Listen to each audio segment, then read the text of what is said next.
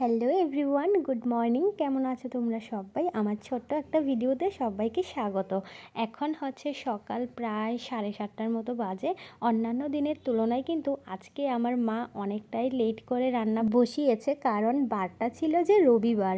রবিবার হলে অতটা তাড়াহুড়া থাকে না, না হলে তো বাবা অফিসে যায়, সেই জন্যে কিন্তু অনেক তাড়াতাড়ি করে রান্নাবান্না সারতে হয়। আর আজকে সকালে কিন্তু একদম সিম্পলভাবে রান্নাবান্না হয়েছে, কারণ দুপুরবেলা এখন দেখো আমরা সবাই মিলে রেডি হয়ে বেরিয়ে পড়েছি উৎসবে যাওয়ার উদ্দেশ্যে। অনেক দূর ছিল উৎসব, এমনিতে কিন্তু যাওয়া হতো না যদি বাবা বাড়িতে না থাকতো, কারণ অনেকটাই দূরে হেঁটে হেঁটে ছেলেকে নিয়ে একদম সম্ভব হতো না, কারণ একটু রাস্তা হেঁটেই না আমার সোনা বাবা কোলে ওঠার জন্য বায়না করতো।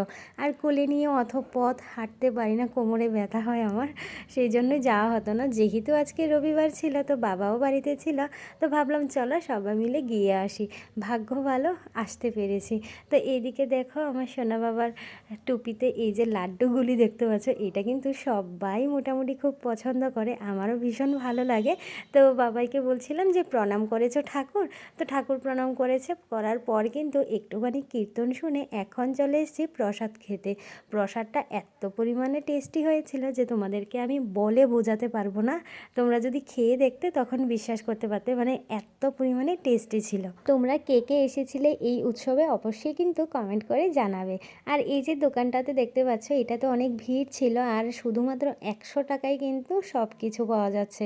যদিও জিনিসগুলো অতটা ভারী ছিল না, আর 100 টাকার মধ্যে তো আর এত ভারী ভারী স্টিলের জিনিস দেওয়াও সম্ভব না। তো একটা কিন্তু জিনিস নিয়েছিলাম আমরা ওই স্টিলের দোকান থেকে। তো কী কী নিয়েছিলাম অবশ্যই বাড়ি গিয়ে তোমাদেরকে দেখাবো। এইদিকে দেখো আমার সোনা বাবা না খেলনার দোকান দেখতে পেলেই হলো আর কি ওইদিকে চলে যায়, কিন্তু অতটাও বায়না করে না, এটা লাগবে ওটা লাগবে বলে বায়না কিন্তু একদমই করে না। আমি যেটা কিনে দিই সেটাই। তাও ওর দাদুভাই যেহেতু ওর সঙ্গে গেছে, অনেকটাই বায়না করছিল যে কিছু একটা কিনে দিতে হবে। তারপর কিন্তু বেলুন কিনে দিয়েছিল। বেলুন পেয়ে খুশি হয়ে এখন দেখো চলে এসেছিলাম বাড়িতে। আমরা বাড়িতে এসে এখন এই যে একটা পার্সেল এসেছিল, এই পার্সেলটা না অনেক দিন হয়েছে এসেছে, আর খোলা হচ্ছিল না, কারণ এইটা না আমার বোনের মেয়ের, তো ওই জন্যই খুলছিলাম না। ভাবলাম ওর পার্সেল ওই আসুক, এসে খুলুক। তো আমার সোনা বাবা না ভীষণ মানে বায়না করছিল, এটার ভিতরে না বারবি সেট আছে মনে হয়, তো ওইটাই দেখার জন্য খুব এক্সাইটেড ও। তো ভাবলাম চলো খুলে একবার দেখি কি আছে এর ভিতরে। আর এইটা না আমার বোনের মেয়েকে হচ্ছে আমার বাবা গিফট করেছে। কিছু দরকার পড়লেই বাবাকে ফোন করবে, দাদুভাই আমার এটা লাগবে। তো একটা মাত্র নাতনি, নাতনি কি আর পারে বলো তো?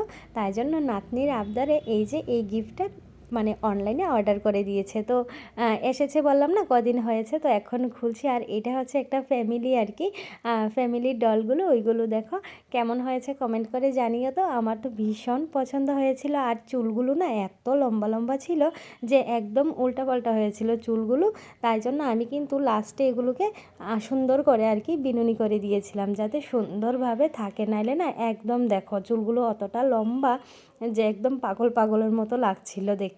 তোমাদের কেমন লাগলো অবশ্যই কমেন্ট করে জানিও। তো চলো আজকের মতো ভিডিওটা এখানেই শেষ করি।